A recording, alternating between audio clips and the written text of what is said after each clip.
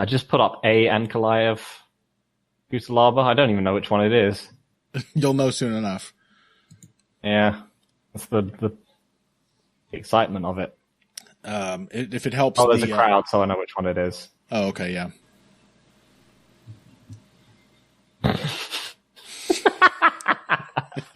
I love you, Ion Kutalaba. That didn't teach me anything. It made me laugh, though. It is really a gem when you find yourself still spontaneously laughing at it. Well over a year later.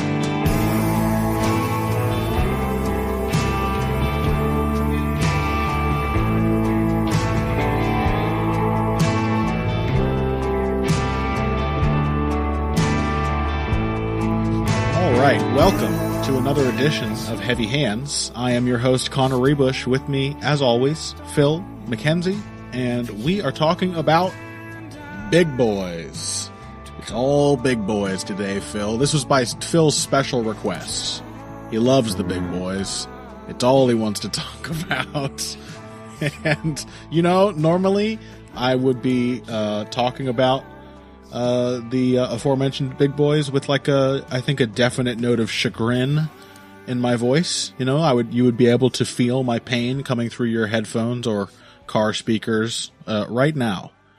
But they're kind of good as far as big boys go. I'm talking about Jairzinho Rosenstruik and Cyril Gane, or is it Gane? I haven't quite determined which one is Gane. Yeah, does Anik say Gane? Yeah. Okay, we'll go with Anik. Yeah, we'll go with Gane. So Rosenstruik versus Gane is Phil and I were trying to think of this. When's the last time we had a heavyweight main event that is like a kickboxing match with credentialed and skilled kickboxing type fighters who actually have a functioning striking games? And I suggested JDS Hunt. Maybe this is, it's kind of a rare treat. So I think it's actually a really interesting heavyweight fight. Not to mention the fact that both of these guys, are very likely in line to be a title contender in the very near future. So it's a pretty good heavyweight fight as far as heavyweight fights go. We've also got Nikita Krylov on the damn card against, the man who is now only known as Kutalaba's Bane, Magomed Ankalaev. We've got Pedro Munoz versus Jimmy Rivera 2. That's rescheduled to this one. Very excited about that because I was crushed when that fight was removed from the last card. Those are all the things we're going to be talking about from this upcoming card, which we'll just call UFC Fight Night Rosenstruik versus Gane, before moving on to the horrible, horrible things that Derek Lewis did to the corpse of Curtis Blades and more from last week's card, including Tom Aspinall, another heavyweight prospect. So yeah. A lot of heavyweights, and yet I'm not even sad. So I think it's going to be a good episode, Phil. How you doing? Yeah, not too bad. Looking forward to the beefy boys. It's a strange one, isn't it? Because these are two guys where we haven't. It's strange that we've seen them a few times, but it's hard to get a complete picture out of these two. Yeah. I mean, particularly Gane. He has simply not had the level of competition that you would sort of want to see from a upcoming prospect. Yeah, I mean, to be fair to the man, he's only had 7 fights. Yeah. And it's been a pretty reasonable build, I would say. Rafael Pessoa, Dontel Mays, it's arguable whether that's any kind of step up. That's kind of on a level. Tanner Boser was a guy who was having success. That's a win that has also aged quite well, in the short time since. And then Junior Dos Santos, which is the gatekeeper win that a young prospect needs. So they're all reasonable. It's just, we haven't had much time yet. Yeah. I mean, I think the gradient is something which is not of itself something which is a bit damning to poor old JDS. You wouldn't necessarily want it to be a smooth progression from Boza to Dos Santos, but unfortunately nowadays it is. Yeah, well, if you want to research this main event, you're going to watch 2 extremely brutal defeats of Junior Dos Santos. So that's Rosenstrike's last win as well. So at the very least, Gane got his over JDS a little earlier in his career. But yeah, you were saying. So I mean, it seems to be pretty much this one is going to be a matchup of kind of size versus experience. I think Rosenstrike is quite happy to hang out at range. Yes. And is the smaller, shorter, and less kick, generally less kick heavy man.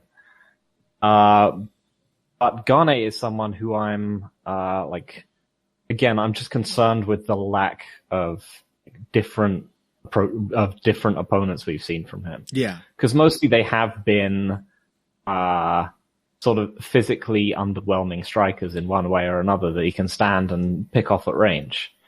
I mean, the JDS is something of a anomaly in this, but in that he's not quite physically underwhelming, but of course he sort of is nowadays. And it's the fact that JDS is the heavyweight veteran who has gone the other direction from Arlovsky and Overeem, in that, you know, as he's physically deteriorated, he's simply gotten worse. Yeah. He hasn't built any kind of cunning veteran style. He's just become a flailier, less durable version of himself. There was no cunning clinching of Garner up against the cage or burning the clock or. I think JDS's big problem might be loyalty. Honestly, I don't think Andrei Arlovsky hasn't stuck with the same team and the same coaches the whole time he's made these developments. Alistair Overeem has not done that either. And JDS has always been with Luis Doria. Same place, same camp. Maybe that's responsible. Or maybe it's just... he's been to ATT a bunch, right? Oh, you're right. It just didn't really help him. You're right. Yeah. Something about JDS. He just doesn't change. Yeah. No, I think he's just... very much I love my punching, and I'm going to be the world champion with my punching. But you make him sound so earnest and childlike. Because he is. I'm going to be. But I digress. So Garn, as you said, he's a switch hitter. He's a big kicking from either side guy. Yep. And not a big. Not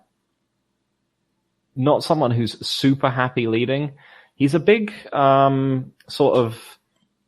He's a big framer when it comes to the way that he uses his hands. And I think that's helped him when he's been, up against most of the slightly undersized heavyweights like Boza he's been up against, is that he's always pushing off with one hand and then either following up with a punch or a kick from the other side.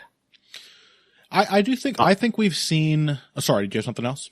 No, go for it. I think so here's my sort of read on Gon's game from what we've seen so far. I agree with all that. He's fought largely. In fact, weirdly, he's kind of fought the biggest guys he's fought at the beginning of his UFC run. Rafael Pessoa is not a small guy. But the big guys he's fought are just worse. And then the better guys he's fought were small. I do think we have seen some development out of him though. As you noted, he's a great kicker. I mean, as far as heavyweight kickers go, he's pretty up there already. He's not only very powerful with the kicks, and perfectly capable of throwing them any target, any side. He also does a really nice job of sort of varying the intensity. He's the closest heavyweight has ever gotten in my memory to a Tarek Safadine style low kicker. That does make sense. Right. Especially with the sort of ambidextrousness. Right. Very happy switching stance. He will hit the inside and outside of the same leg, alternating to throw off the opponent's defenses, taking advantage of how they have to adjust their stance to try to favor certain targets. He's very happy to just take what his opponent gives him with his kicks. And he's also quite good at like probing their reactions with his kicks and varying the speed and the intensity, like I said. So that's something he's got going for him that I don't see out of many heavyweights. I think I tend to agree that he's not super comfortable leading. Although certainly when he has a big reach advantage, he seems more comfortable doing it, stepping in with his jab and whatnot. But he has, I think, gotten better as a counterpuncher. He's, I don't like his defense. I mean, he's developing a style where he's using a lot of like level changes, what are essentially level changes, to dip under shots and then come back with counters, which is great. I love to see that. It's just that the manner of the dip is bad. Like, we're gonna have a chance to talk about the horrific fate of Curtis Blades later in this episode. And that's what happens when you duck your head down and you aren't looking at your opponent and they hit you with an uppercut. So I am sort of waiting for somebody to throw a jab at Gon, get him to duck, and then crack him with a big uppercut as he's loading up his counters. But he does counter in combination. They are good combinations too. I've already noticed, I think I don't know if this is schooling or if this is kind of innate, but he does seem to have a sense for the varying slices of range at which his weapons are effective and playing those off of each other. Like I have seen Gon miss on an uppercut, like a right uppercut, and then follow with a long straight right hand, because the fact that he's missed the uppercut tells his muscles that the opponent is far away. So what do? Throw a longer strike. Or following up missed punches with kicks.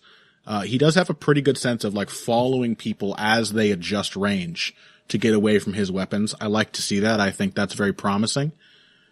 So yeah, all that's interesting. One thing that's really interesting to me about this matchup in particular, though, it's a real style clash. Cause however much you'd think of Gon as someone who might have a natural tendency towards counterpunching, or just staying safe and kicking from range, Rosenstrike is a counterpuncher. This motherfucker does not like to push the pace. He doesn't like to initiate. He is like a dyed-in-the-wool counterpuncher, where he will literally just sometimes wait. Whereas Gon, even when he's not leading, is very active with movement and feints. Remarkably active for a heavyweight. Like, if you were to draw one stark line of first glance contrast between these guys, I think it would be like rhythm. Gon always moves with some kind of rhythm, and he does a lot of work breaking that rhythm. Rosenstrike has no rhythm. I don't think my man can dance. He's just like flat-footed, rigid, tense. He's fast when he explodes, and I think it kind of works for him. It makes him unpredictable, but it's just very different styles of striker. So yeah, I don't know. What do you think? What about Rosenstrike? Yeah, I mean, like you said, he's yes, he is not an aggressive man. He does have a lot of confidence in his counterpunching. Oh, yeah. Meaning that he is willing to like sell out when he has to counterpunch. We saw how that can sometimes yes. backfire against Ngannou. Yep. Like literally fight like an idiot, and you might be able to beat him. Yeah. So, I mean, in general, this is not a great matchup for the guy on the other end, even if they might be debatably the more skilled, like, stand-up fighter. So I think fights that we've seen, like, Asao against, Sandhagen. Right. Sandhagen. Just like being on the end of being a relatively passive counterpuncher on the end of someone who is very diverse, who gives you lots of different looks, and is just like much longer than you are. Mm-hmm. It's an uphill battle. I think the thing I'm concerned about is low kicks. Yeah. How does Gon deal with Rosenstrike's low kicks and counter low kicks? Because when he's quite heavy on his front foot himself. And like this was where like at least some of the success of like Tanabosa came from. And that is really one of the few strikes that Rosenstruik's willing to go to that isn't a counterpunch. Yeah.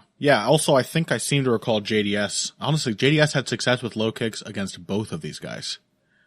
Mm-hmm. He landed a good amount of kicks, so I think that's a concern for both of them. And honestly, if I had to guess, it feels like a bigger concern for Rosenstruik to me. Because Gon throws a lot of them from long range, and I'm pretty sure, I mean, I have not looked at the numbers, but I'm quite sure he has a reach advantage. Let's see, 78 inches for Rosenstruik. What's Gon working with? 81. 6'6" for Gon. Rosenstruik is 6'2". And no numbers there on leg reach, but I suspect there's quite a difference in that dimension as well. So yeah, I mean, I think Gon will be some susceptible to them, but I kind of think that, he is also the harder and more persistent low kicker. So I don't know. I think, to me, my gut read of this matchup is that it puts Rosenstruik in a difficult position because he's going to be waiting to counter a guy who just innately seems to really enjoy messing around with rhythm and does a shitload of feinting and moving. And is quite happy to come in with a pretty diverse, array of strikes. Sometimes they're really stupid, risky ones. And there was at least one instance in that fight with, I think it was his fight with JDS, where he, tries to lunge in. He does a lot of shifting, faking a lot, like faking kicks to literally just walk into range. And you can do this effectively and pretty safely. There are TIE fighters who fight that way and, really make it work. They use that threat and just lead super confidently. But there was an instance where he did something like that, ended up out of stance, and JDS smacked him, I think, with a left hook. And, so, I don't know. There's a concern of that. Yeah, it looked like it actually hurt him pretty bad. Yeah, it shook him up. And, it was a good sign that he recovered from it quickly and seemed to get his bearings again. First time we've seen that happen in his career, so I'm always looking for moments like that to judge someone's durability. So yeah, there's a danger there. But on the other side, JDS didn't win that fight on counters. Rosenstruik will be putting himself in a position where he has to knock Gon out, or hurt him significantly with a single punch to the extent that he can follow up and overwhelm the bigger man. And as long as he doesn't do that, it sort of feels like he's spending a lot of time at the end of Gon's reach dealing with more confident, more persistent kicker. So I don't know. What do you think of that? Yeah, you know what? I was going to come in here picking Rosenstruik just for the experience edge, and I think, what is probably a power and durability edge. I don't think, even though he got knocked out by Ngannou, I've seen him shake off harder punches than Gane has, just, like that JDS shot. And, he's just got a higher finishing rate in the UFC. Mm-hmm. I think I might be picking up what you're putting down here. Especially looking back at that absolutely atrocious Overeem Rosenstruik fight. Yes. Which is, that is Overeem's thing now, is being tricky on the outside and changing up his rhythm without doing a whole lot. Right. Gane will do more. The other thing I was going to say is that Gon, I just called him Gane a second ago. We keep swapping. Those level changes that you mentioned. He is occasionally trying to turn them into takedowns. Yes. It's not working. Well, hey, it has worked a couple times. It actually has. He in his early career, right? His early UFC run. Who was it that he submitted? He submitted his first two opponents, actually. Yeah. Yeah. Dontel Mays, he beat up for 3 rounds and then decided to heel hook him. I don't necessarily see that working much beyond that level, but who knows? It is heavyweight. But he also did hit a reactive double on Tanner Boser, who's putting pressure on him, Bozer was lining up a counter. As soon as Bozer lunged in, level change, clean takedown. So it is, I think, a part of his arsenal that he will continue to use. Yeah, and he tried and failed some of them against Bozer before that. So he's definitely failed some of them too. Yeah. So he might not be a great wrestler, but I don't think you need to be a great wrestler to get shots at Rosenstrike down. No, I don't think you do. And more than that, he can pull him into striking exchanges and then hit the takedown. Yeah. Yeah, and I think Garn is a risky pick here. Because of the experience differential, because we haven't seen him get hit by someone like Rosenstrike, really. Not JDS just isn't that guy anymore.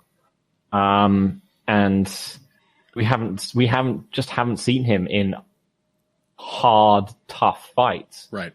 That Overeem fight might have been absolutely dismal, but Rosenstrike gutted his way through it and won at the end. Yeah. Rosenstrike has given us the opportunity, we have got the opportunity to see him find a way to win. Yep. Which, is maybe not entirely fair to Gon. He has just dominated his opponents so far for the most part. He had one shaky moment against JDS. That's the closest he's come to overcoming adversity. And to be fair, he did overcome it. So yeah, I think that's something, but I agree. Like the dynamic you saw in that Overeem fight, of Rosenstrike's was just a guy really struggling to initiate, or dictate anything. I think as it so often is for me, this is like do I just pick the guy who has the big strategic advantage, who I think is going to, by the shape of the fight as I see it, just going to have more moments to put money in the bank? Or do I bank on Rosenstrike, who I think his experience shows up in a more tactical way? Making specific reads and coming up with specific counters, sort of innovating ways to punish problems that he sees over the course of the fight. Which makes it sort of like a Blades Lewis, but I have reason to pick Derek Lewis, because that's what he does, is lose the strategy and win on tactics.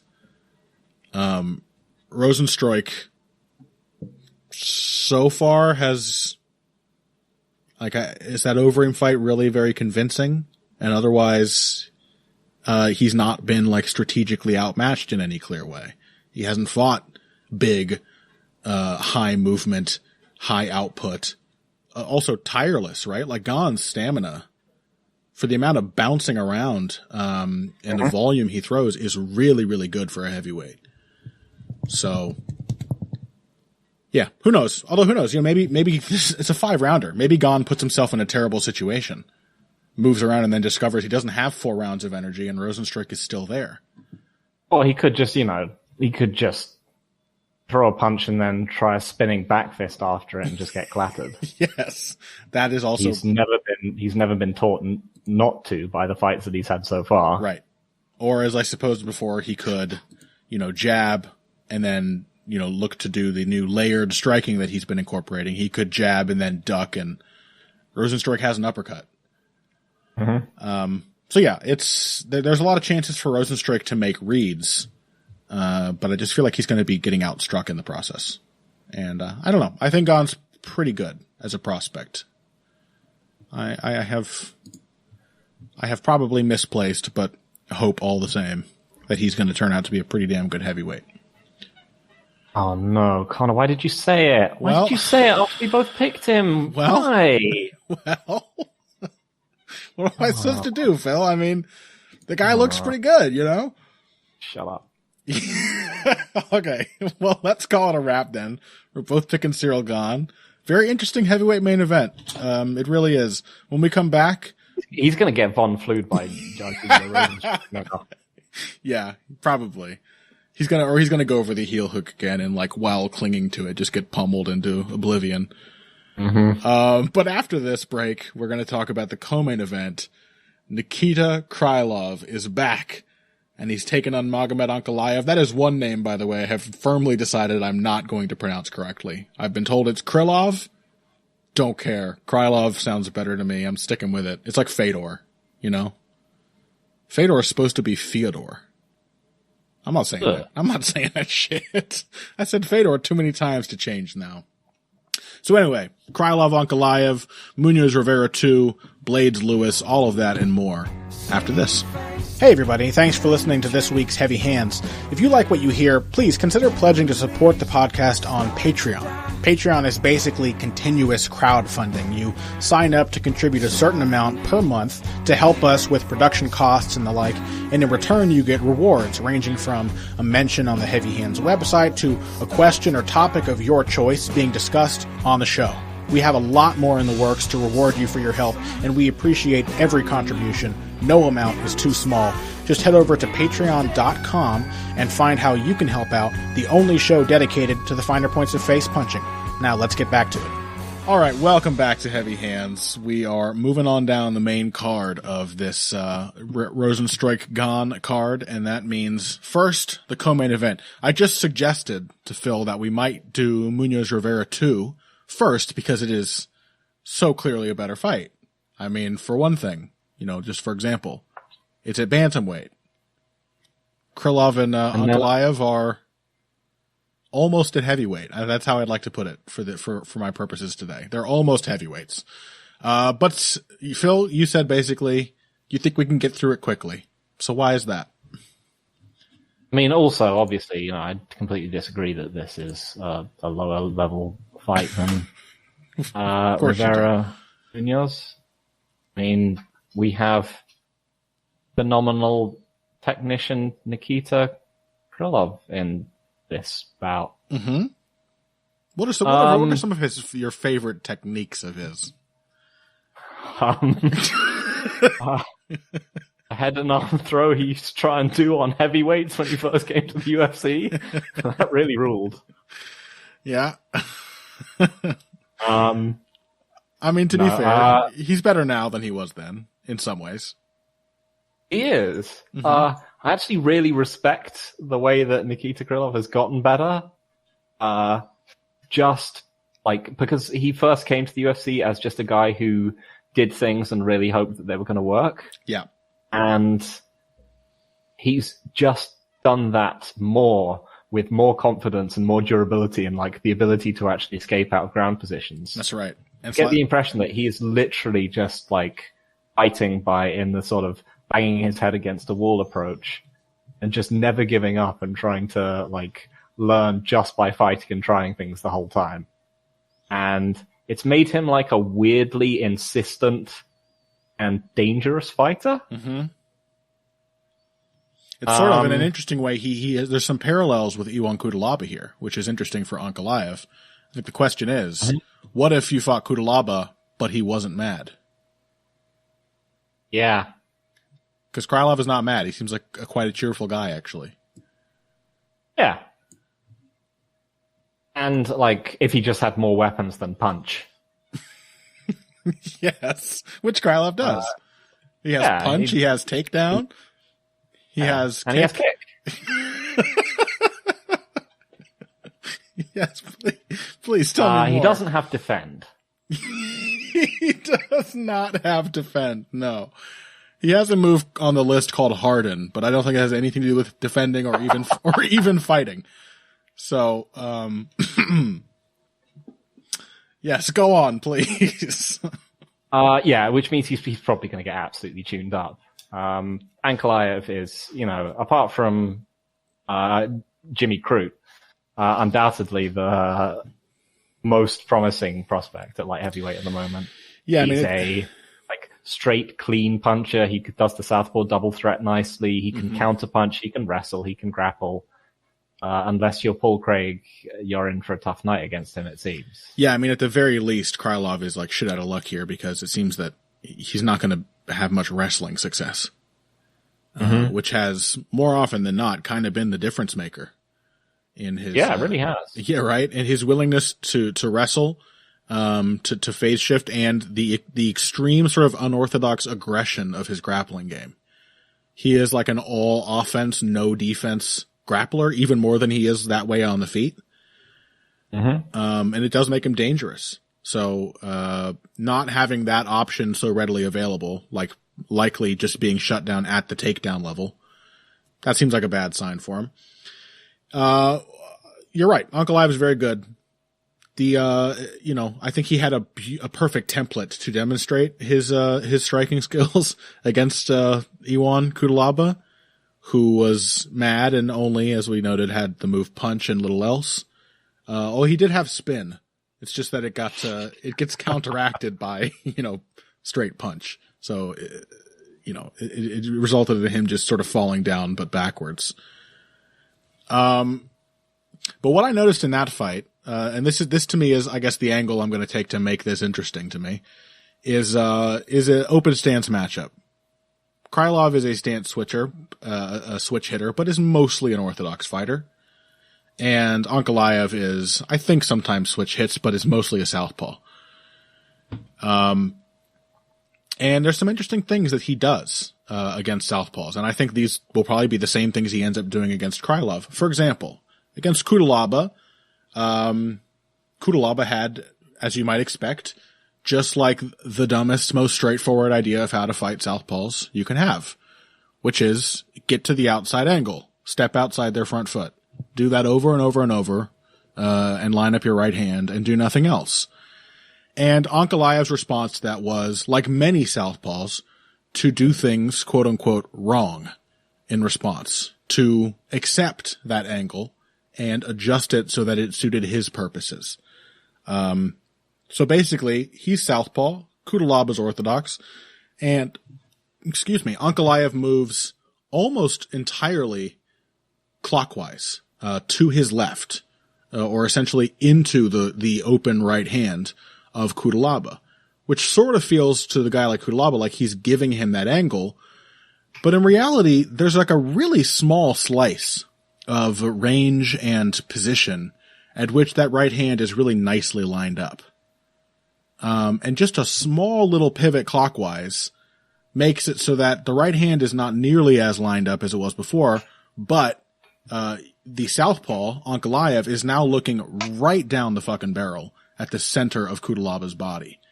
It essentially creates like a footwork trap, where in allowing the guy to step outside your front foot, you can get him to square himself up to you, and really expose himself for some damaging shots right down the middle, which Ankalaev did. The thing about that is, and we've seen this with Gon as well. I kind of meant to talk about it with him versus Rosenstrike. When he goes southpaw, he also moves the same way. He likes the same sort of reaction to the typical orthodox tactics. But the thing about it is that you kind of need to move your head a lot more than if you are trying to get away from the left hand. Like it makes it so that your footwork needs to be in better concert with the rest of your game. You can't just expect to walk away from the strikes the whole time. And I will say, Krylov is instantly a more interesting opponent than Cutelaba in that kind of dynamic because, as we noted before, he does have kick. Open side kick, Phil. Very dangerous in open stance matchups. And Krylov has a pretty dangerous right high kick. That's just one move that I can see working. I don't see how that extends itself into a winning game plan, but it might not need to if he can use his footwork to pressure Ankalaev into the angle where he might duck right into that kick, or slip into it, while looking to evade the right hand. So, but we've also seen Ankalaev himself has a pretty firm grasp on that sort of switch up, the left hand or the left high kick, and just seems like a way more collected and systematic striker. So yeah, I think the interesting thing about this one is that Krylov brings a similar kind of recklessness to Cutelaba, but with a more varied attack. And I think it's an interesting test of Ankalaev's composure as a striker. But I'm going to pick him. Yeah. Because he's better. Yeah. Yeah, also just the fact that it's really hard to see Krylov not just soaking up tons and tons of punches. Yeah. He's become a startlingly effective MMA wrestler, though, I will say. Yeah. It's just that is the one aspect of his really game that genuinely did quite well there against Glover Teixeira. Yeah. And, showed basically, how much better he'd gotten by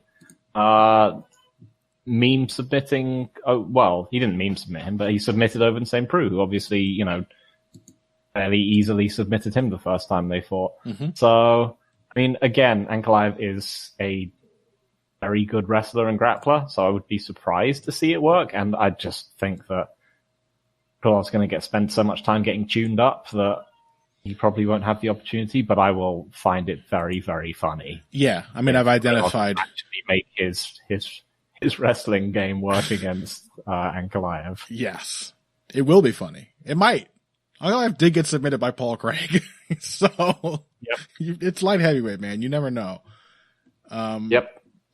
But yeah, seems like a bad overall picture for Krylov. Okay, let's move on to the fight that is, at least last time, was way more competitive. We have very good reason to believe it will be close to as competitive this time. Fingers crossed. Pedro Munoz versus Jimmy Rivera 2. It has been how long since their first fight? That first fight was in 2015, so it has been not quite 6 full years. It's been about 5.5 years since then. Damn. And how much have they changed? That's always the question when we come to a rematch, because I think our base level understanding is that style matchups don't change that much over time. But as we certainly were reminded in Poirier-McGregor 2, the style matchup is not always that predictive, right? Like, for example, if it was a matchup like that, pressure fighter versus counterpuncher, in broad terms, that's a guaranteed action matchup. It's not one of those matchups where one style has a clear advantage over the other. And we saw in that fight that, yeah, the matchup was more or less the same, but Poirier had better tactics, better techniques to answer it. Last time around, Rivera won. Does Pedro Munoz have better tactics and techniques to answer that style matchup, or has it changed in any other way, do you think? I think he has better techniques. Certainly. I think looking at Pedro Munoz over his time in the UFC, what you get at the end is, I think, pretty much the same guy you started with, just more skillful. I think that's the main things that I see as a difference from between their first fight and say Munoz's fight against Frankie Edgar is that Munoz is he's a cleaner puncher. He is a sharper jabber. His right hand has been cleaned up no end. He actually has quite a dangerous sneaky straight right now. And he's less plodding. He's lighter on his feet. I'm not sure if the key problems of who he is of his fighting style have necessarily been solved, which is that I think he is a fighter who needs to be in exchanges, but is unsure of how to initiate them. And he's been taught and has trained, quite a lot on his stand-up. And I don't know if you can hear an extremely mournful cat in the background. I can hear it, yeah. He's singing Cor Ingrata. It's like a sad Italian love song. But am I not praising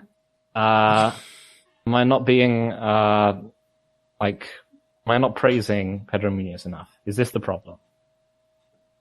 Well, he's gone quiet. He's gone quiet. I think you better, switch up. Yep. So the problem in their first fight was that Munoz tended to chase him around the cage, and he would throw out a jab, and Jimmy would counter it, often with a combination. And Munoz would kind of wait until the combination was over, and then, or he would say when is the opportunity at which I can return fire? Because he's generally very cognizant of what is going on. He has his eyes on the fight at all times.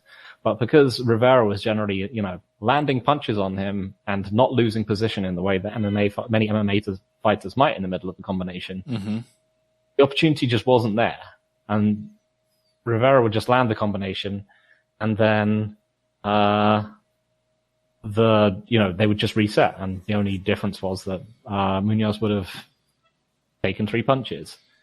And sort of without that, he really struggled to build his own combinations much. when he started to have success, it was very much in a kind of Condit kind of way, or even like a Jan versus Rivera kind of way, when he was like, okay, when I come in, this guy's going to try and slip and counter me. I'm just going to try and guess which direction he's going to go in, and I'm going to put a part of my body through that space as hard as I can. Yeah. So I'm going to try like a lead elbow, or just running in and high kicking. Sort of like the answer we talked about when we were previewing Usman Burns that Henry Hooft provided for Gilbert Burns in his fight with Rashid Magomedov. He was like, hey, you're getting countered. Commit really, really hard. That's your best answer for this. And yeah, that is what has worked for both Munoz and Jan against Rivera. And, we were chatting about this before, and you said something interesting, which is that he doesn't actually do that part of his game so much anymore, right? At least based on the Edgar fight. It did not have cleaner technician, but he's a simpler one. Yeah. Yeah, specifically, like he's become, the question is essentially, as I posed it before, he's become more technical, but has he become technical in the way that we tend to understand that term? The dreaded capital T technical. Like Alexander Hernandez, who's on this card and we're not going to discuss. And I think there might be a degree of that. I don't know. I've had a hard time kind of getting just a clean read on that Edgar fight, because every combination Munoz throws is like every attack is like a 1 or a 1-2 or a 1-2-3, or it's like a pretty naked low kick. Real, like back to basics. The form of those techniques is, as you said, leagues beyond what it once was. His jab is really crisp and efficient looking. His right hand is lovely and straight and fast. The punches fit together really well. But that's not the shit that worked against Rivera the first time. It wasn't having good, clean combinations. It wasn't, I mean, I've only started, I think, to look at it this way since you pointed it out, but you watch Munoz Rivera 1, and Munoz doesn't like exchanging. He doesn't want to have a trade of shots, which is kind of weird, because in my head, I think of Munoz as this take one to give one kind of fighter. But what he wants is those John Lineker with kicks and submission game. And he's not. What he wants is to initiate, and then he can build if the opponent has a defensive, retreating sort of reaction to that. Or he will wait for the combination to finish and then come back. He doesn't want to trade with Rivera while Rivera is throwing. So the success he has, a couple times he counters Rivera after the exchange. He comes at him, especially when he does that with a combination or a kick, and he can catch him. Or the real adjustment he made was that he just started doing big, aggressive, same time counters. Like you said, he basically reasoned, or someone in his corner did, that Rivera is countering him in combinations every time. You're not managing to keep up defensively, and the more you try to keep up defensively, the more you let him overwhelm you. So here's what you're going to do. Throw something really hard right away, anticipating where his head's going to be, and answer his first shot with something devastating. And that's what he did. I mean, really, it's it probably was just an instinctive adaptation, because it came to him after he got dropped. Almost immediately after he got dropped, in fact. He started just walking in behind his guard and just lunging in with elbows and right hands. So yeah, I sort of have this feeling that the cleaner, more polished boxer, Munoz, that he's become now, could potentially have a harder time creating those collisions, which were the only thing, really, that kept him in that fight the first time. If he couldn't have knocked Rivera down in that second round, looked like he was on course to just get outstruck without those big moments. So I don't know. The other interesting thing that was a factor in that fight, I think, was that Rivera, as he has done many times throughout his career, really, really flagged. He tends to be a really hot, fast starter. He's on fire in the first round, and either loses energy or focus, or both. I think it's often both, actually, with him. He'll get into a rut using the same ideas over and over. He will have such success countering that he kind of stops taking his opponent's threats seriously. and he gets a little tired, which makes it easier to get lazy on a technical level. And last time that was also a window for Munoz into the fight. I don't know. Has he lost any of that, Munoz, or am I just reaching here? Am I reaching? Has he lost that building ability is my question. Yeah. Sorry, go on.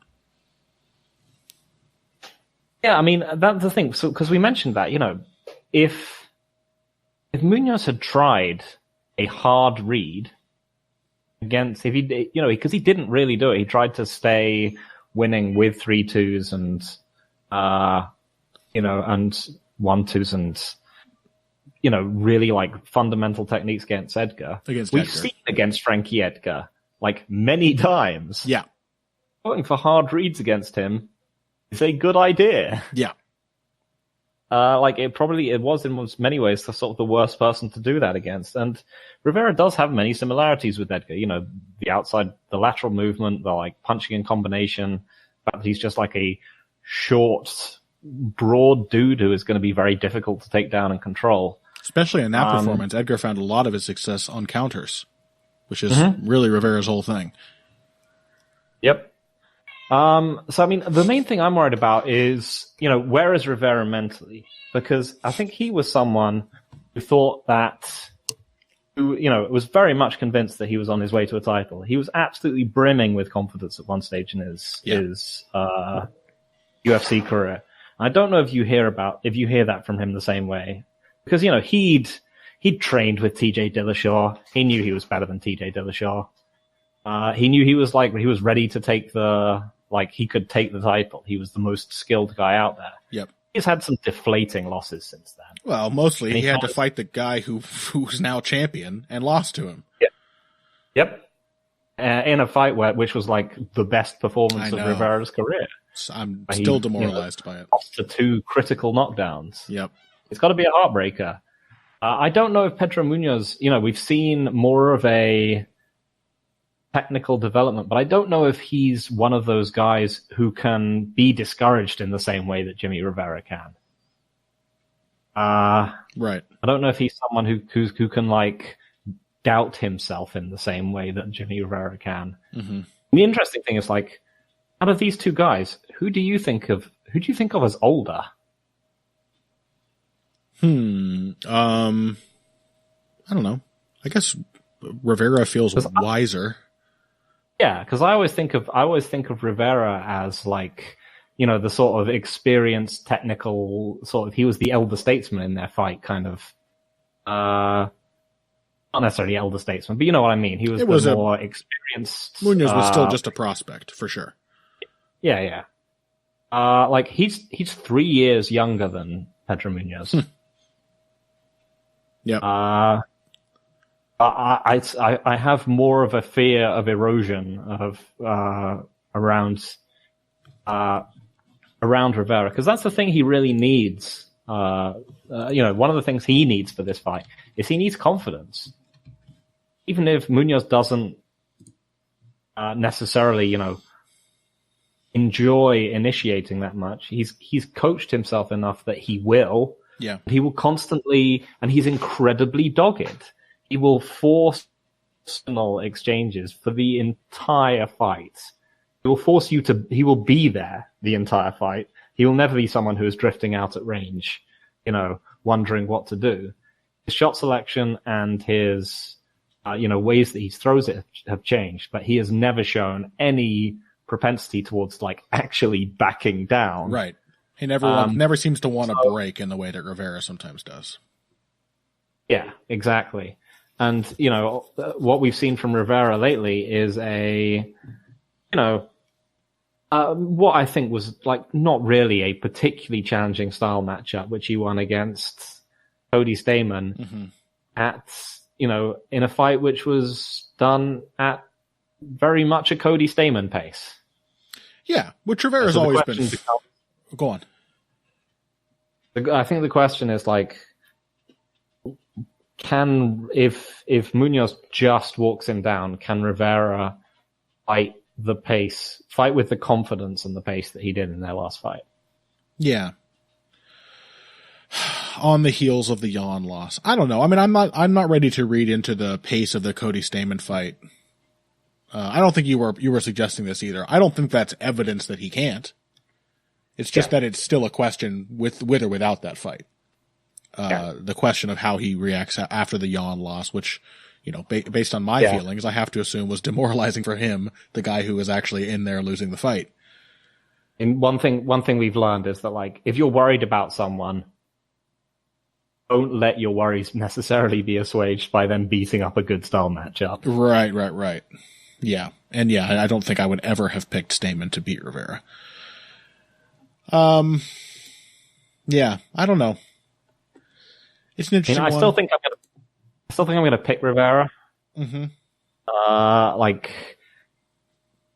just think that fundamental rinse repeat of countering the jab, of not being particularly low kickable, being virtually impossible to take down and control. That's also something that not that Munoz needs that to win anymore, but it is a sort of ace out of his sleeve. Yes.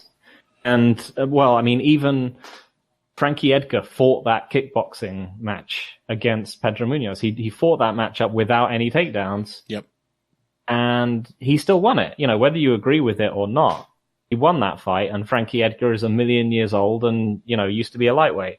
Yep. He's not a quick man, and he's just not as skilled a striker as Jimmy Rivera is. He was just... So I'll still take Jimmy, I think. Yep. He was just disciplined. And let's keep in mind, I mean, we may be saying that to confidently pick Rivera, we'd like to be able to say he can be as disciplined as he was in that Jan fight, right? Because there were some lapses in there, but everyone's going to have some lapses. Mm-hmm. It was a very disciplined 15-minute performance, really consistent for the most part. Yep. But his first fight with Munoz wasn't, and he still did win it. So I do think that at a certain level, he's just better suited to this kind of style matchup. Munoz is going to give him counter opportunities. Rivera is, as we've seen in many, many fights, really comfortable throwing layered combinations in counter. He does a good job, typically, of moving off to the side. Like, I think he just still has a lot of innate stylistic and technical advantages here. And I do still wonder if Munoz has sort of schooled himself away from that sort of aggressive edge that he once used to have, that really did carry him in that fight. So I'm very excited for it. I mean, I'll tell you what, I'm really looking forward to talking about it after the fact. Cause I just want to know what happens so I can try to explain it. But for now, we leave you with both of us picking Jimmy Rivera to win once again in the rematch. And that means we're moving on to recapping last week's card. Derek Lewis versus Curtis Blades. Tom Aspinall did some stuff. Jared Gordon looked really good. I don't know. We'll talk about as much of that as we can after this. Financial support is fantastic, but there are other, even easier ways to support Heavy Hands. Perhaps the best is by spreading the word. We know our fan base. You're all cool, popular people with serious social media presences. You're tastemakers and trendsetters. Okay, there are one or two of you that don't fit that description. You know who you are, but no matter what, you can always help us out by telling folks about the show. And you can also give us a positive rating and review on iTunes and Stitcher, things like that. We rely on word of mouth and positive feedback to grow and improve, so thank you very much for your time and your help. Now, back to the show. There's something just very funny about that. All right. We're going. Welcome back to Heavy Hands. We're talking about Curtis Blades, Derek Lewis. They had a fight. The prediction that Derek Lewis would would lose until he didn't anymore. And that's what happened. It was really the ideal Derek Lewis fight, if you think about it. In fact, it really kind of was. Because in some ways it was like he stopped a couple takedowns. Mm-hmm. Like not just shot takedowns either. Like Curtis Blades seemed to have some surprises in store. He tried to switch off to the single, and I don't know that he's particularly good at that type of wrestling, as we noted, you know, based on his Amilanchuk fight and others. But Lewis responded really well and did not allow any headway in the wrestling department. So that's something. But then the other aspect of it is that he was also just like sort of getting outstruck by Curtis Blades until he knocked him out. Mm-hmm. I mean, this was a weird one because it was really a surprisingly like technical performance from both guys, and even though it wasn't like in any way particularly good. Do you mean technical or technical? Because it was kind of both. Ah, it was kind of both. Yeah. Right. But Blades had more ideas in the striking than we've seen from him in the past. And was like putting them together in a surprisingly effective way. Mm-hmm. And in one of the most tragic outcomes I think you can always see is, like the Damian Maia-Colby Covington fight, you get the impression like, well, if you just kept doing that the whole fight, you might have just won. Yeah. Like, honestly, it is really hard to accuse, like what I saw online were a couple people I respect, like Schwan Humes always does good analysis.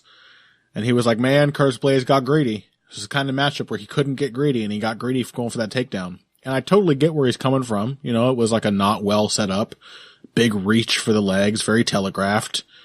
But he usually wins fights doing that. And it was like his first real attempt for that kind of takedown. Mm-hmm. So like, it's even hard. It's a weird situation where you kind of have to wonder, would Curtis Blades have won this if he just stayed at range striking? He was chewing Lewis up. I think he would have done. Right? Well, I mean, there's a chance, but who knows? He might have just gotten absolutely clobbered. Well, it was that kind of fight. He might have just had the same success for 2 more rounds and then got knocked out. Yeah, I think the low kicks would have probably started to really add up if nothing else. Yeah, I mean, the other thing is that when have we seen Derek Lewis hit an uppercut like that? Yeah, right. I mean, because we've seen, Derek Lewis can hit strikes on level changes, but it's a flying knee on people going backwards. Yeah. Like, he really hasn't. I mean, that was clearly a counter he had learned for this particular fight, and one which he landed perfectly the first time that he threw it. Well, he actually tried it once in the first round. Oh, did he? He did. Yeah, which is, I think, sort of lends more weight to the idea that it was a specific adaptation for this fight. He was sitting there trying to time Blades, stuck like a feeler jab out there, which got Blades to start moving, and Derek bit on that movement and went for the uppercut, but it wasn't a level change. Blades was just coming in to punch with him, and it was one of the crazier, wayward combinations that Lewis threw in the fight. In fact, I think it may have been that exchange where he was throwing these big, massively telegraphed, insane caveman swings, and Blades actually just sort of drifted out of range and popped him with a right-hand counter at the end of it all. But that combination there, that exchange began with Lewis looking for that uppercut. So, yeah, I agree. I think he deserves praise for that. I do think it's also very funny, because other people have already been praising Derek Lewis for that read. And it's just really funny, there's no other fighter on earth who could win a fight with their game plan. This is Derek Lewis didn't say this was a tactic I thought about. He said the game plan was to hit him with an uppercut or a knee as he was going for a takedown. That was the game plan. Which there's something very comical about that to me. No one else could get away with a game plan, which is just find the one knockout shot and succeed so often, as Derek Lewis does. That should be part of a game plan. That's just one tactic. That's not a whole strategy. But for Derek Lewis, that's all he needs, right? Just give the fight away, wait for that one moment. Mm-hmm. I also agree. I think Curtis Blades maybe could have won it, with the striking approach he was taking. He was going from range. He was feinting. Basically the success he was having was either getting Lewis to move backwards and then just chewing his legs up with kicks. Very effective. He was having great success with those. Or A couple times he managed to draw the counters out of Lewis and then re-counter him, and that was also very effective. Like, the problem was really the only problems he had, the two problem spots in the whole matchup where he got hit hard and clean, were when he just tried to whole ass commit and step into the pocket with either a big shot or a big punching combination, and Lewis just met him with the same time stop hit kind of counter.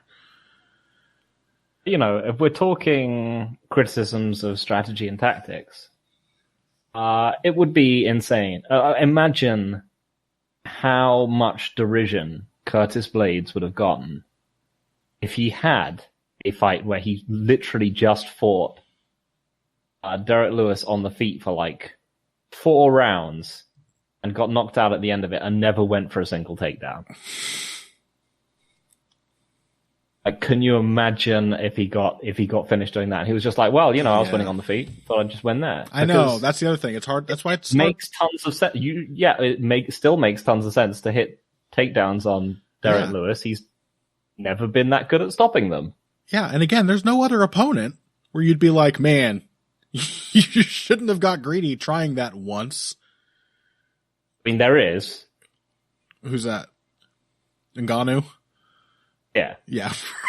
which again, I'm not inclined to call Curtis Blades greedy for the way he approached either of his fights with Ngannou. I just think it's just a really difficult fucking dynamic, and he's, you know. No, I mean, he's just happened to find himself in one of the silliest times in MMA history. Yeah.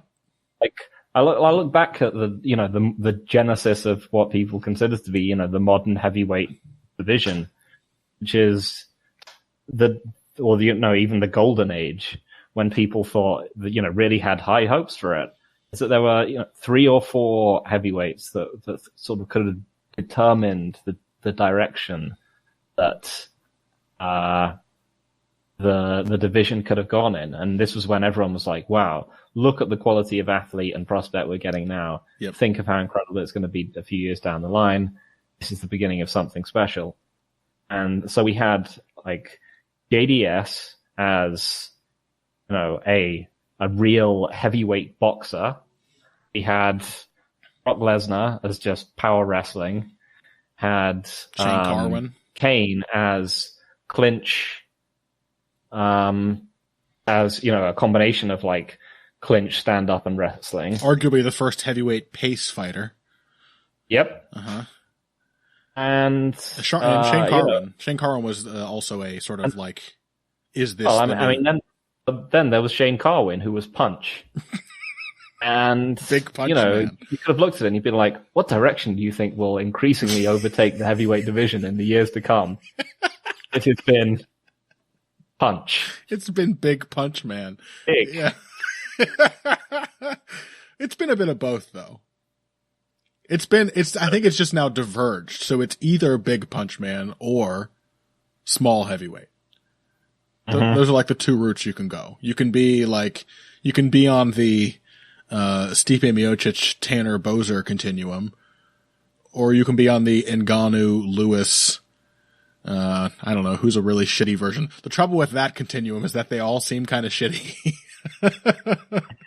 There's not really a good version of it, or it's difficult to explain what makes the good version so good. Yeah. I guess last thing to mention, that's not technical, but, or strategic or anything like that. But, I did enjoy the exchanges after the fight, where Curtis Blades' one of his cornermen chastised Derek Lewis for, brutally smashing the corpse of their fallen fighter. Completely unnecessarily. So the first thing that made me laugh was that somebody just seemed to look at Derek Lewis after the fight and say, come on, man. Which seems like the perfect, like, you're not going to say something more. Nice sale, chap. You're just not sporting. You're not going to say something more aggro than that to the guy you just saw create a dead body. Right. But you feel like you have to say something. So you come out with the classically weak, come on, man. And I believe Derek Lewis said first, that's Herb Dean's fault. And second, I'm the black beast, ain't no black bitch. So way to go, Derek Lewis. Glad Curtis Blades is okay. All right. Let's see. What else? Tom Aspinall, another heavyweight on this card. He fought Andrei Arlovsky, who is sort of the, I feel bad saying this to such a decorated veteran, but is sort of the lowest tier of you have to beat this guy to be a decent heavyweight gatekeeper. And Aspinall did it. It was a revealing fight in some ways, but he did pass the test. What did you make of that matchup? Yeah, I mean, so it looked like it was going to be the sort of most worrying prospect win, which is when they just spark out the old guard with zero pushback whatsoever. Yep. And, then they just go into their next fight, and you're like, well, I know exactly nothing more than I did the last time. Yep. Out.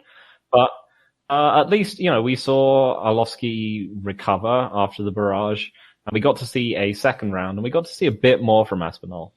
I think what we can see now is that we can't necessarily say that he's got a great chin. Say that he fights like he has a great chin. Yes. He fights I'll just say this. He's Darren Till's training partner, and you can tell. Yes. Defense is very Darren Till. Yeah, the wading backwards with the wide stance. Yeah. It's like he can see what's coming at him, but there's nothing he could do to stop it. Right. At that point. Yes. Because he's completely straight backed and with his legs wide and feet out of position, he's hands punches. Yeah, hands akimbo, and literally his response to being threatened by punches is to put his chin as high into the air as possible. So someone who's a more clever advancing puncher than Andrei Arlovsky, and that is one of the things Arlovsky is worse at. Even just a faster advancing puncher. If it was old Andrei Arlovsky who was a guided missile, yes, it might have been a bit more of an issue. Old Arlovsky probably would have got knocked out. So who knows? Somebody's going to survive that early pressure, put Aspinall on the back foot, and clock him hard. And then we'll find out how good his chin is. The other thing is, like the silver lining of that is he found a phase shift. He had a backup plan, which is cool. I mean, I like seeing, I have pretty low standards sometimes at heavyweight, it feels like. So, seeing him suddenly be like, I'm going to hit an opportunistic takedown. It's something we've seen out of, Gone a few times as well. And we mentioned that before. It's good to see. It has really, changed the fights for him. It's like, oh, I'm an MMA fighter. I can actually do any of these offensive options. And he seems to have a really confident, quick progression to the submission from that point as well. Arlovsky made the typical read, and Aspinall was ready for it. And it's heavyweight, so like there's this weird sense that sometimes that's all you need. Is like the first layer is just too often enough at heavyweight in a way that it isn't in other divisions. But hey, for now, that's a good sign. The worrying signs. And this was what led us into the type of fight where we got to see so much of Aspinall's defense or lack thereof. I think he gassed in like a minute and a half. No? Don't think so? Don't agree? I'm not sure.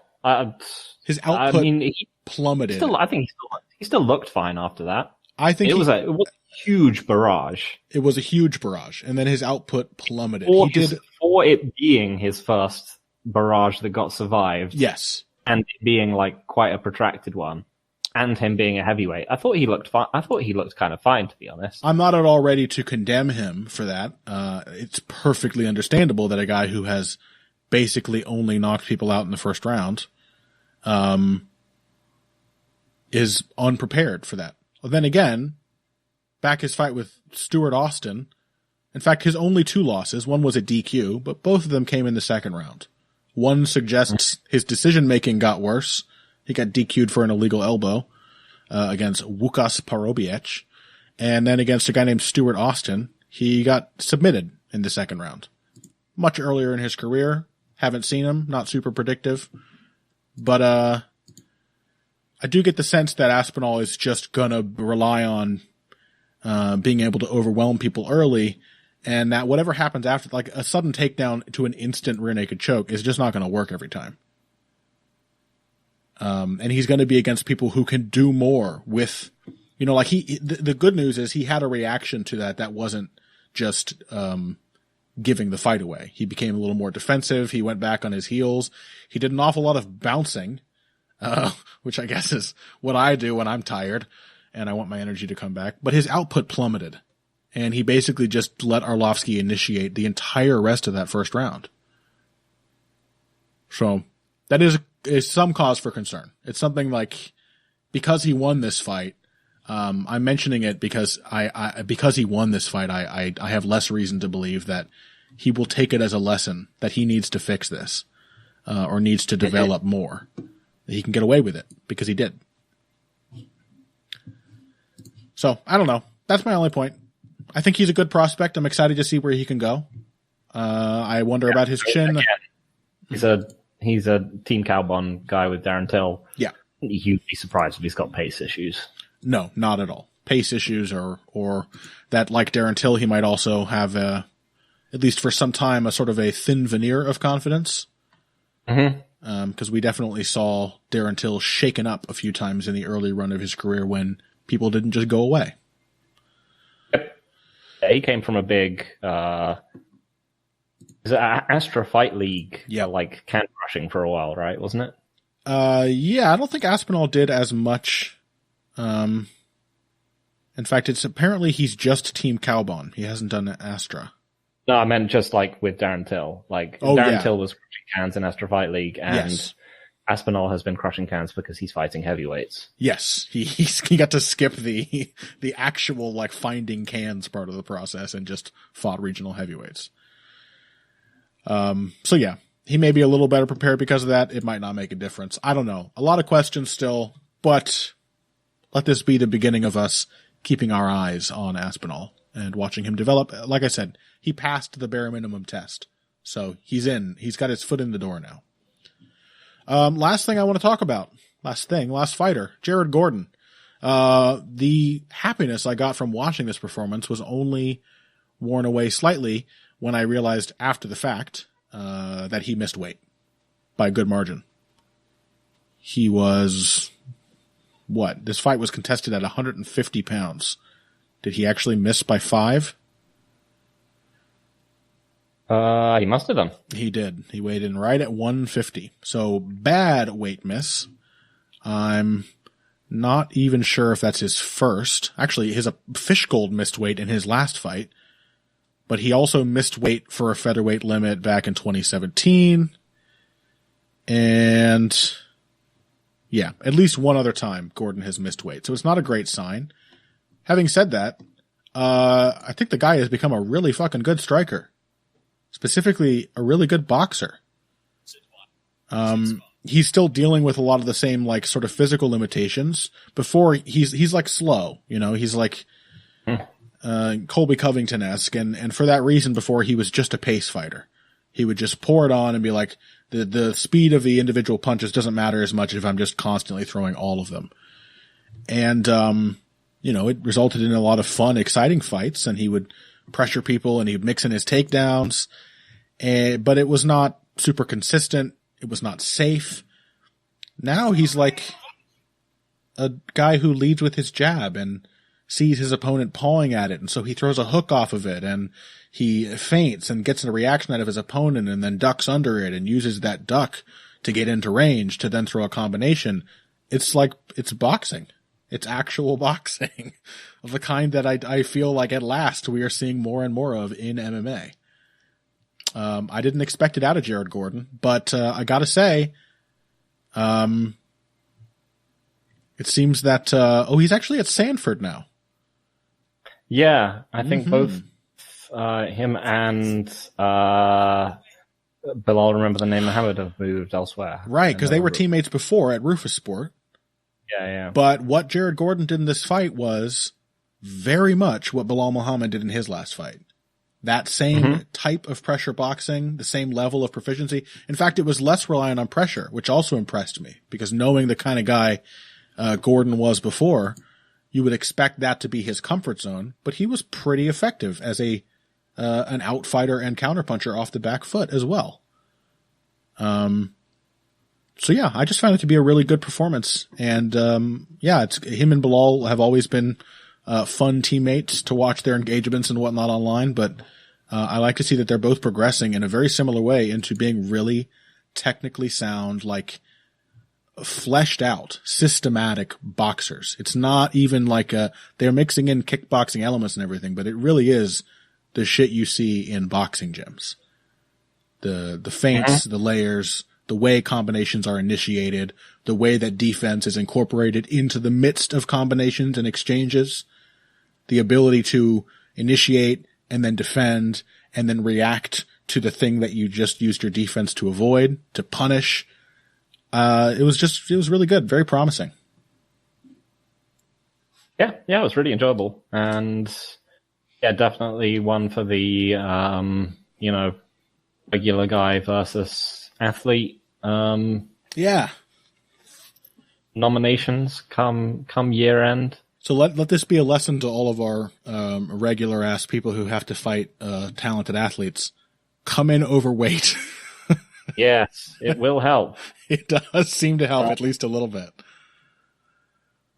I was curious as when we said, should we discuss Julian Erosa on this card, and you said, I don't want to discuss Julian Erosa. I hate him. Yeah, I did say that. Yeah. You want me to justify that statement, or?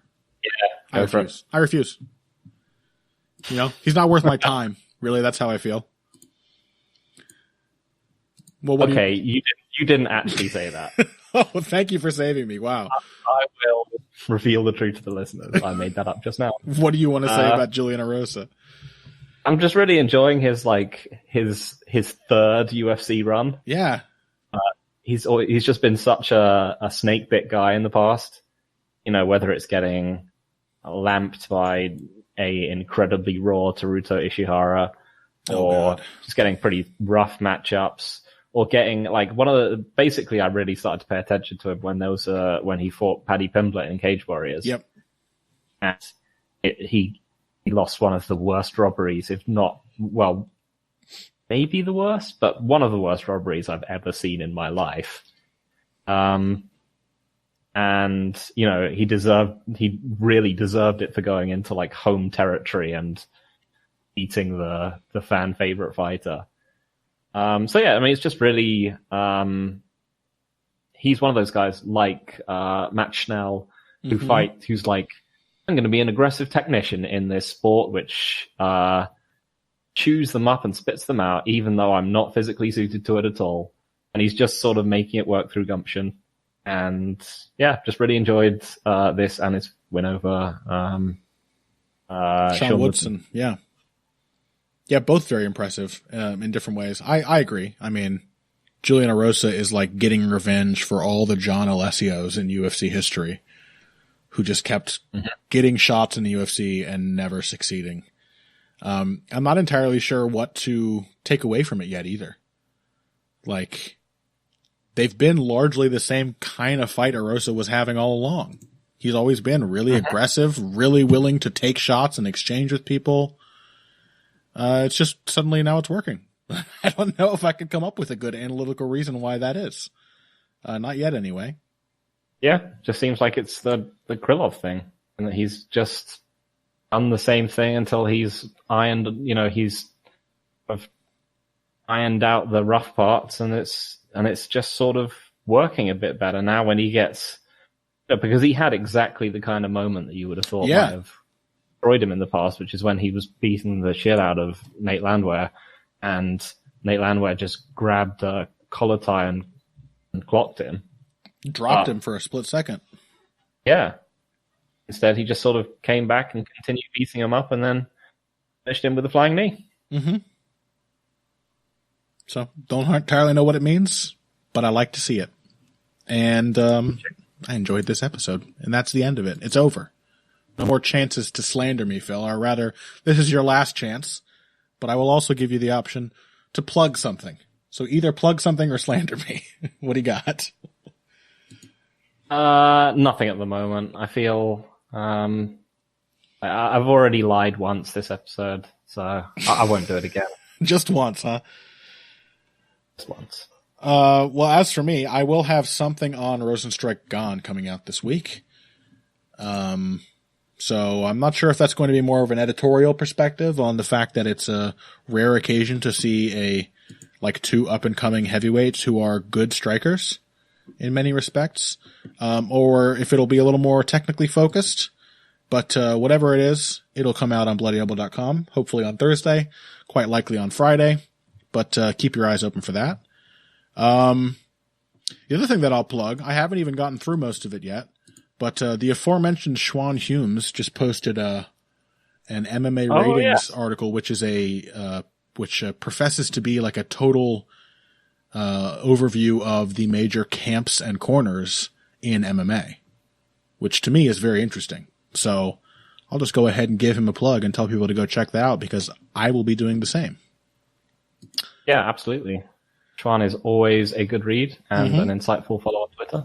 And yes, I would also wholeheartedly recommend checking that out. He either talks about, it's like with me, where like I either talk about MMA or I annoy the shit out of everyone with politics. And Schwan either talks about MMA or like male-female relations. Those are the two things he tweets about. Basketball coaching. Oh, and basketball coaching. Yes, that's right. He is as into basketball as he is MMA. So you might enjoy both aspects of that. Anyway, thank you all so much for listening to today's episode. You should find Phil and I on Twitter, in addition to the aforementioned. I'm going to keep saying the word aforementioned. Schwan Humes. Phil is at Evil Greg Jackson. I am at Boxing Bush, BUSCH. Find that aforementioned marticle. It's all coming apart, Phil. It's all coming apart. Find out. Yeah? Phil? No, I'm still here. I'm down with the ship. Well, thank you for that. And thank you all again for listening.